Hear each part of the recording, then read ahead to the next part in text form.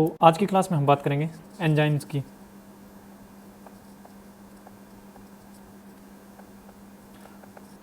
तो सबसे पहले एंजाइम शब्द जो है उसका अर्थ देखेंगे।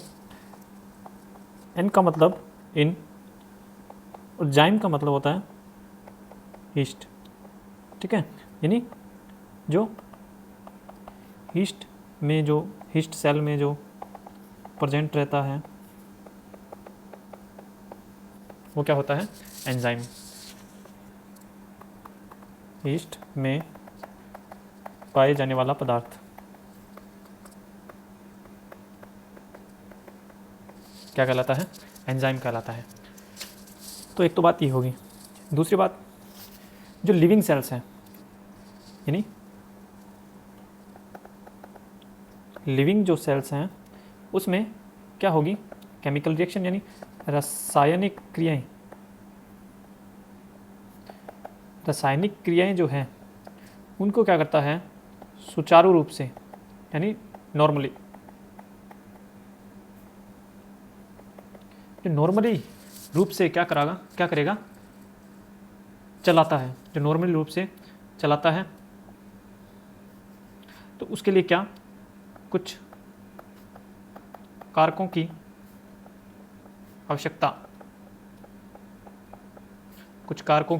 आवश्यकता होती है। इन कारकों को क्या बोलते हैं? इन कारकों को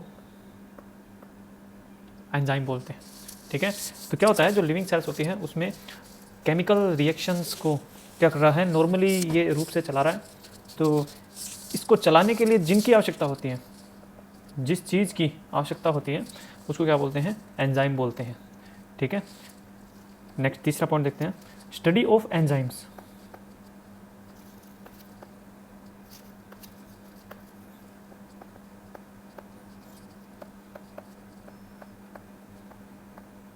जो स्टडी ऑफ एंजाइम है, स्टडी ऑफ एंजाइम को क्या बोलते हैं? इसको बोलते हैं एंजाइमोलॉजी। स्टडी ऑफ एंजाइम को क्या बोलते हैं? एंजाइमोलॉजी है। और इसको एंजाइम जो वर्ड है इसको सबसे पहले किसने यूज किया था? 1878 में विलियम कोहने ने इसको क्या किया था? यूज़ किया था। सबसे पहले ये टर्म्स हैं इसको सबसे पहले विलियम कोहने ने क्या किया था? यूज़ किया था। जो बुकनर है, बुकनर एक साइंटिस्ट है। बुकनर साइंटिस्ट ने क्या किया था? ये जो हीस्ट सेल है, जो हीस्ट है, इस हीस्ट से क्या किया था? बुकनर ने जाइमेज एंजाइम को निकाला था। बुकनर ने सबसे पहले क्या किया था? हीस्ट सेल से क्या किया था? जाइमेज एंजाइम को निकाला था। तो सबसे मोस्ट इंपॉर्टेंट है ये। नेक्स्ट बात करें तो एक और वैज्ञानिक था, सुमनेर। क्या था? सुमनेर ने क्या किया था? सुमनेर ने गायरेज जो एंजाइम है, इस गायरेज एंजाइम को क्या किया था? क्रिस्टलाइज किया था, यानी इसके क्रिस्टल निकाले थे, इसके क्रिस्टल तैयार किए थे। जो ये गायरेज एंजाइम है, इस गायरेज एंजाइम के क्या किए थे? क्रिस्टल को रेडी किया था। तो सबसे मोस्ट इंपॉर्टेंट, बुकनर ने क्या किया था? जो यीस्ट सेल है उससे जाइमेज एंजाइम को निकाला था। और सुमनेर ने क्या किया था? गायरेज एंजाइम के क्रिस्टल निकाले थे। ठीक है, और स्टडी ऑफ एंजाइम क्या होता है? एंजाइमोलॉजी। और इसको सबसे पहले इस जो वर्ड है, जो टर्म्स है, इसको किसने यूज किया था? विलियम कोहने ने। अब नेक्स्ट बात करें तो क्या था? सुमनेर जो था इसने क्या किया था? 1926 में बताया कि जो जितने भी ऑल एंजाइम्स, जितने भी एंजाइम्स हैं वो किसके बने होते हैं? वो किसके बने होते हैं? प्रोटीन के बने होते हैं। सुमनेर ने बताया कि जितने भी एंजाइम्स हैं वो किसके बने होते हैं? प्रोटीन के बने होते हैं। और इसने एक कथन भी कहा था, इसने कहा था कि all enzymes are proteins but all proteins are not enzymes, मतलब जो सभी एंजाइम्स जो हैं वो क्या है, प्रोटीन, लेकिन सभी प्रोटीन जो है वो एंजाइम्स नहीं है।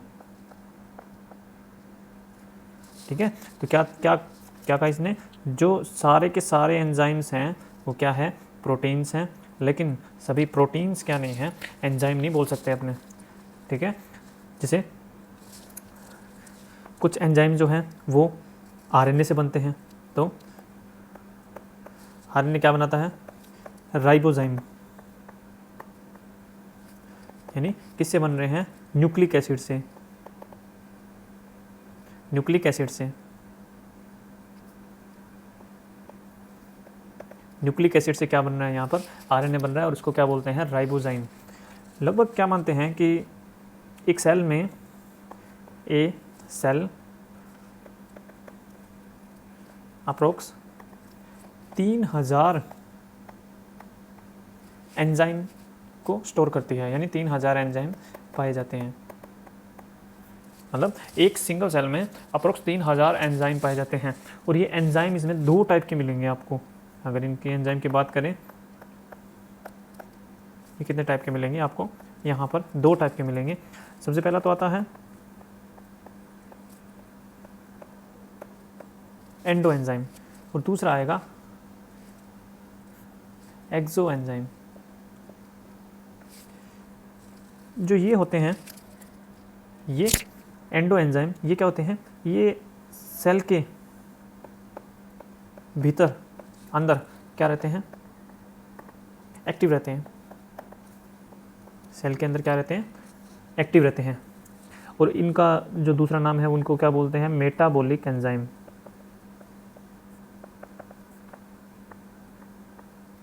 इनको और क्या बोलते हैं, मेटाबॉलिक एंजाइम भी कहते हैं। जैसे इसका एग्जांपल दें तो ये क्रेब्स साइकिल हो गया। इसमें जो एंजाइम काम आते हैं वो कैसे होते हैं, वो मेटाबॉलिक एंजाइम यानी एंडो एंजाइम्स होते हैं वो। और एक्सो एंजाइम की बात करें तो ये क्या है, सेल के बाहर क्या किए जाते हैं, सेल के बाहर सिक्रेशन किया जाता है इनका, यानी सेल के बाहर सिक्रेट किए जाते हैं। ये एंजाइम सेल के बाहर सिक्रेट किए जाते हैं, इसलिए क्या बोलते हैं इनको, एक्स्ट्रा सेल्यूलर, या फिर ये क्या होते हैं, एक्स्ट्रा सेल्यूलर जो मेटाबॉलिज्म है,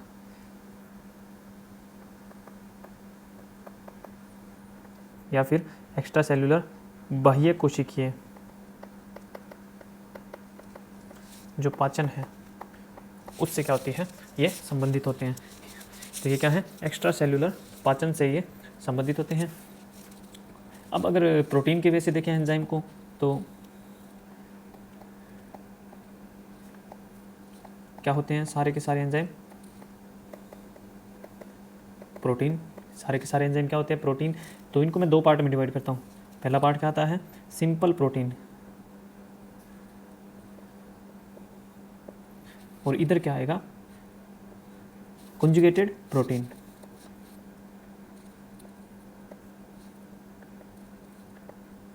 कंजुगेटेड प्रोटीन, ठीक है, यानी इसको तो बोलते हैं सरल प्रोटीन, और ये क्या आ गया, संयुग्मित प्रोटीन। ये जो प्रोटीन होते हैं ये कंप्लीटली क्या होते हैं,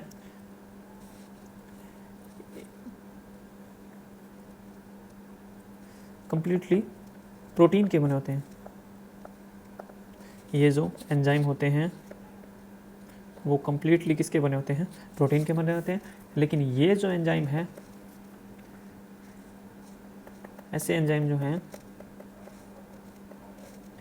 इनमें क्या होता है, इनमें नॉन प्रोटीन भी पाया जाता है। इनमें नॉन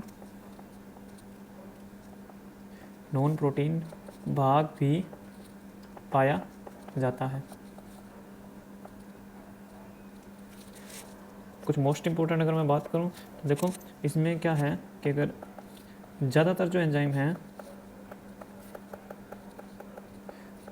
एंजाइम हैं इनमें प्रोटीन और नॉन प्रोटीन दोनों भाग मिलते हैं।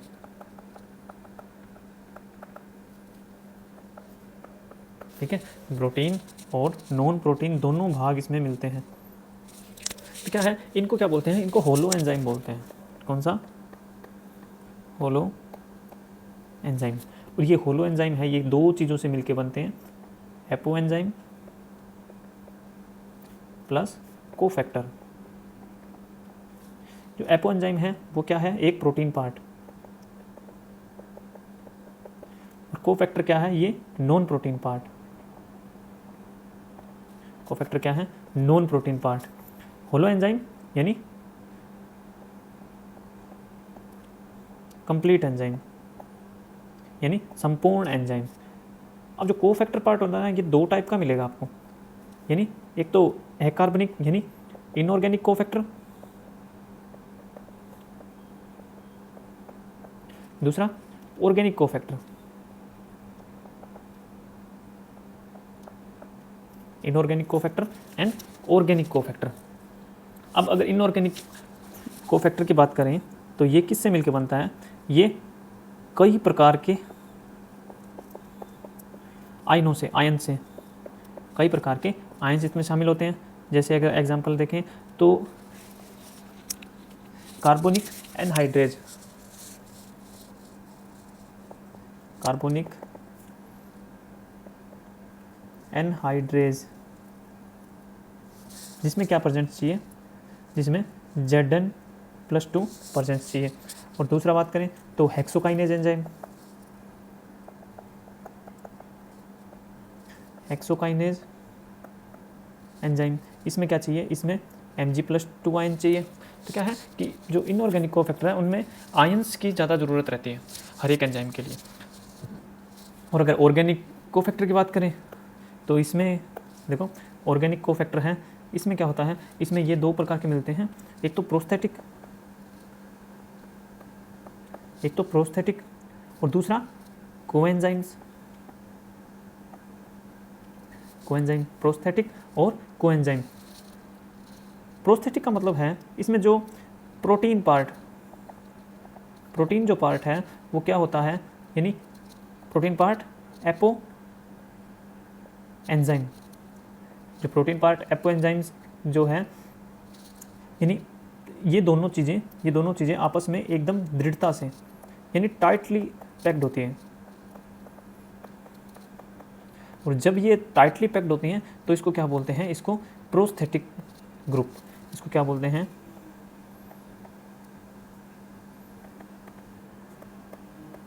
Prosthetic group. एग्जाम्पल के लिए अगर हम देखें तो पायरिडोक्सिल फॉस्फेट,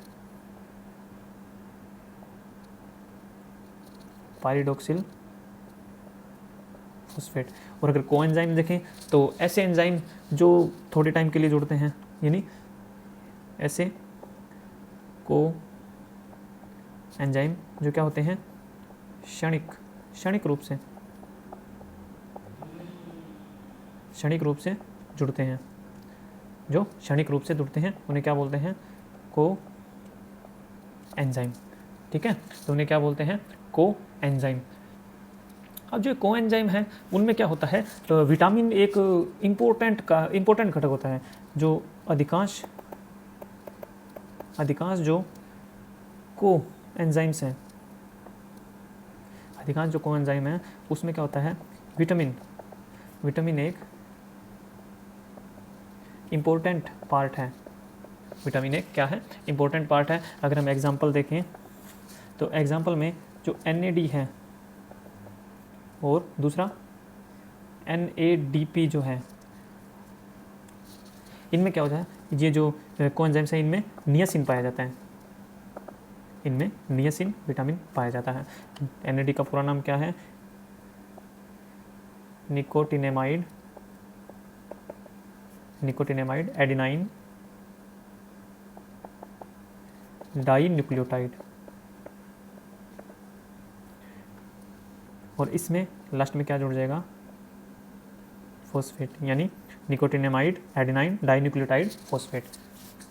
दूसरा अगर FAD कोएंजाइम की देखें तो और FMN, तो FAD जो है इसको बोलते हैं फ्लेविन एडिनाइन डाइन्यूक्लियोटाइड,